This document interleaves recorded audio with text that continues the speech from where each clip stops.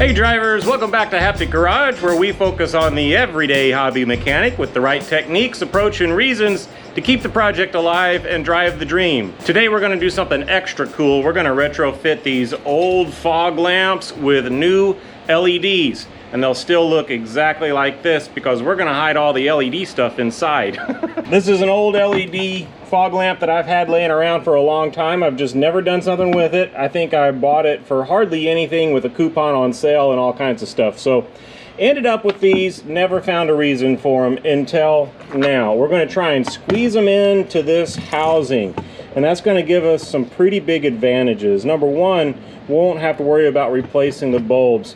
Number two, this should draw a lot less energy than the halogen bulbs that originally come in something like this. And with a 30 amp stock generator on a VW, that's going to help us. There's not a lot of extra power available on an old VW, so trying to keep additions like this as efficient as possible is definitely going to be in our interest. So let's take this thing apart and see exactly what we're facing here. Just this one Phillips screw down here at the bottom. This is a glass lens, so I want to be extremely careful with that. I don't think I'd ever find a replacement for it. There we go.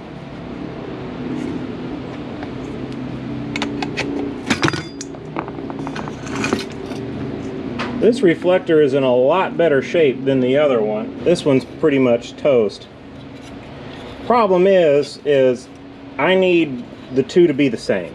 And if this reflector is unusable, using a bulb that I don't want anyway, then that means this one's got to go too. It's got those little clippy clips that we're used to in the early headlights. They work the same way. The one thing I'm noticing about both of these lights is, despite having a gasket, looks like this one, oh, the gasket's going to be back here. There we are. Despite having a gasket, this one being totally shot, it hasn't done the job. Water has still gotten in here and rusted some things out. This being, of course, the worst of it. So I think one thing I'm going to do, other than try and remake that gasket, is give the water a place to get out. Oh, look at that. They even have a little drain hole in there. So I might enlarge that drain hole. Let's look at the other one. Yeah, this one was in worse shape. There's the drain hole, and it's fully plugged up with rust. Go figure. Look at that. Yeah, we'll make that maybe like 1/8 of an inch or something. That's probably a 1/16. Here's a 1/16 drill bit. Yeah, we'll double the size of that drain hole, and hopefully that'll do it for us. We're also going to sandblast these and paint them with POR 15 and then maybe a coat of glossy black on top of that.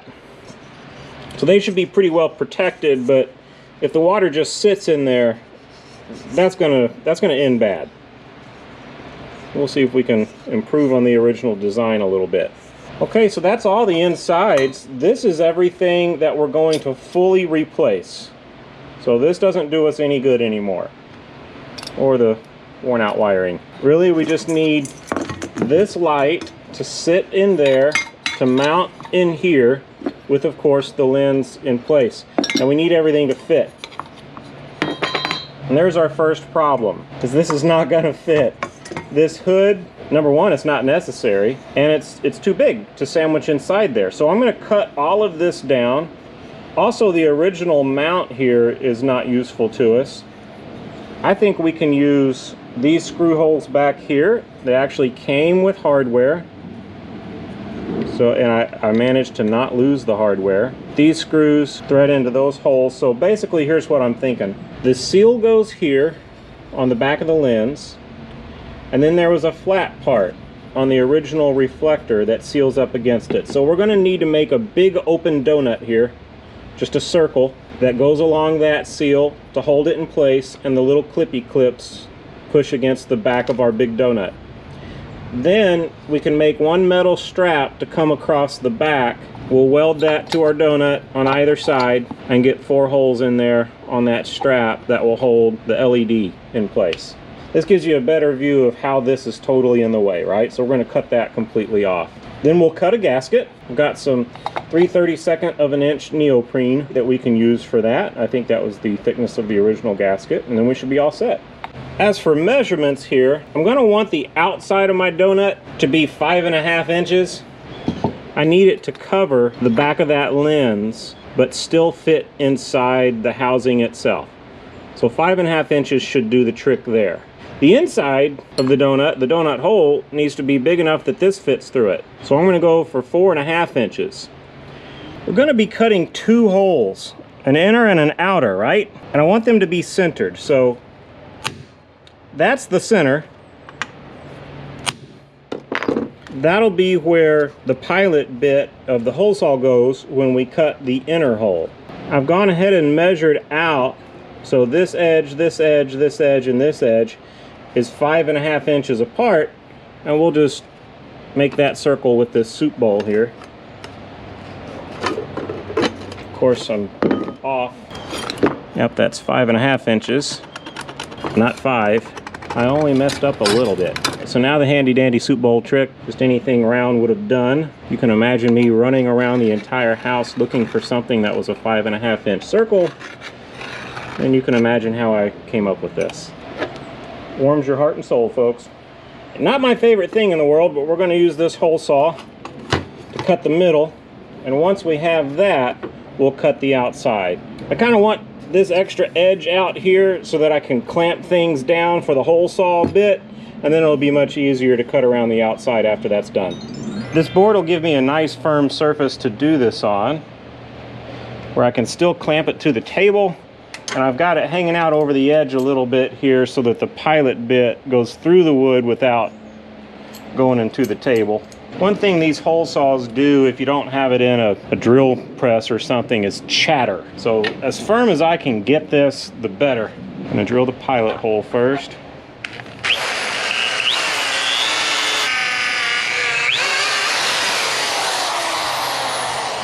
This is one of those consumable tools, you know, a drill bit. They don't live that long, it seems.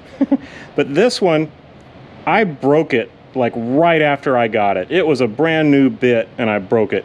So I ground the end off and I've been using it ever since. And I can't tell you how many years ago that was. I don't know. This thing got a second lease on life and it just won't give up.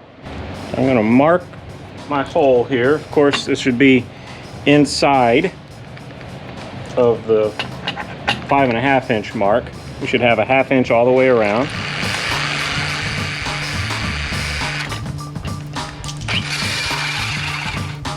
Okay, couple of things. Hole saws are expensive, so I'm going to really try and take care of this thing and use some thread cutting oil. I hope that will also reduce the chatter a little bit. A lot of us hobby types don't recognize that there's a best speed for a drill bit for a particular type of metal. There's math for that. Machinists do this 100 times a day. But for our purposes, it's based on something called surface feet per minute. So how fast is the cutting edge of the drill bit or whatever the cutting tool is moving along the surface of the material that's being cut? And so clearly when we get bigger bits or monsters like this 4.5 inch hole saw, we go slower. We want to go real slow. Now this is a variable speed drill, so I'm going to be anything but precise. But what I don't want to do is spin this thing up at 100 miles an hour. An 1/8 of an inch drill bit, those are going to move pretty quick because they don't have a very big diameter. But this thing, I'm just going to baby it around this hole that I've marked, and hopefully it'll go nice and smooth.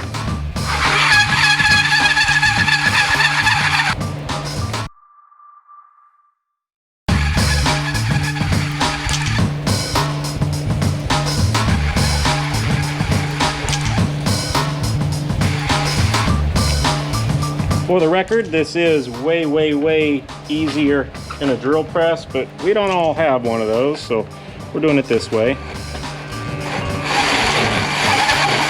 Now is when it gets super grabby because we've punched through. That means we really, you know, don't have much to go, but this is a great time to torque your wrist.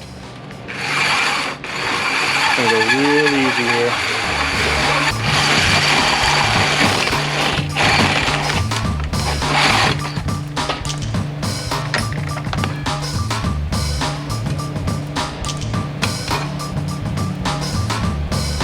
Nothing to it, right?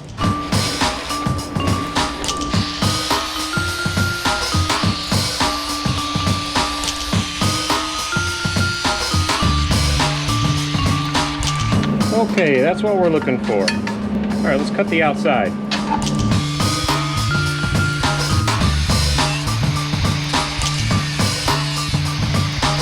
Okay, we've got our circle. Let's see what it's going to look like in the assembly. Here's our lens and its housing. There'll be a gasket here, and then this acts as a flange that goes up against it. And inside this, we're going to snug in our LED light housing. The strap that starts here comes up this way at an angle and just hugs the edge of our housing, comes across, holds the mounting bolts there, does the same thing over here. It's going to have to really be compact because there's not a lot of room in here, just given the shape of all this stuff. Now that wire, no problem, that's going to come through this hole here. But the rest of that's going to be pretty snug. The bottom of our strap will be about 5 inches, but the top of our housing is only 4 inches. So from a side view, the strap will be like that, and like that. 4 1/2 inches. No, wait, let's make that 4 inches. And then down here, be 5 inches. The height of the strap will be basically from this edge here to the back, which looks like 1 inch to me. So we'll cut a strip that is 1 1/2 inches wide and has this 4 inches, that 1 inch, that 1 inch. So it'll need to be 6 inches long. And we'll bend it here and here. I just so happen to have a piece of sheet metal that I think we can use for that. Let's clean some of it off here.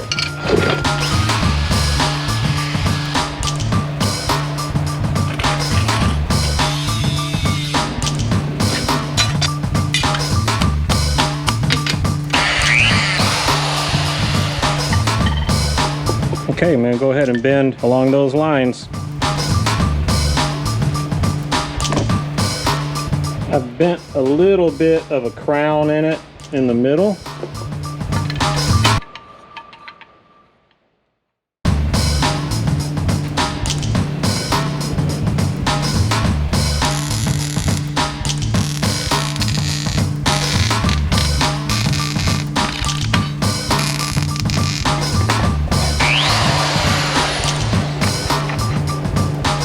Before I forget about it, I think I'm going to go ahead and enlarge that drain hole. I went with 3/32. Hopefully that'll do the trick. Okay, let's do a full test fit here. I'm a little spooked having these stainless threads in this cast aluminum. This has got to be a cheap casting. I'm going to go ahead and get a little bit of anti-seize on here just to keep things from galling and chewing up the threads in the housing.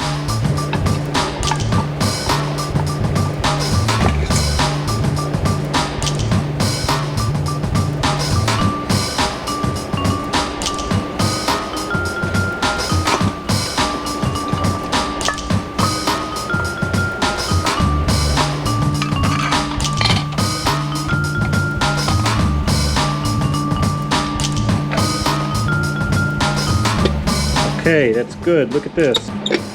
That's going to leave plenty of room for the gasket. Let's go ahead and get those cut.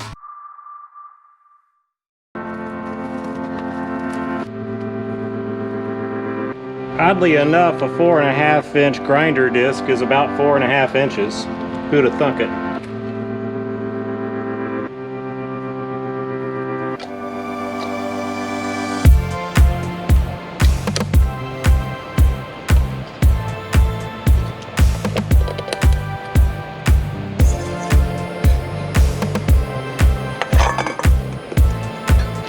Okay, here's the big test. Okay, I think we did it. I've already done the other side. Here it is. So I'm gonna make a gasket for this one, get it assembled too. So here's our pair of lights. We're good to go. Just need to sandblast and paint. However, I don't want to leave you completely hanging. So fast forward a little bit and this is what we have. Not blinding, which is good, but adds a little bit. Kind of has a cool rally look to it. Goes decently well with the amber bulbs inside the headlights. I kind of like those. All painted up, good to go. Thanks for hanging out with me today. We're gonna do some more tomorrow. Until then, get out in your garage, get a little bit done. We'll see you in the next video.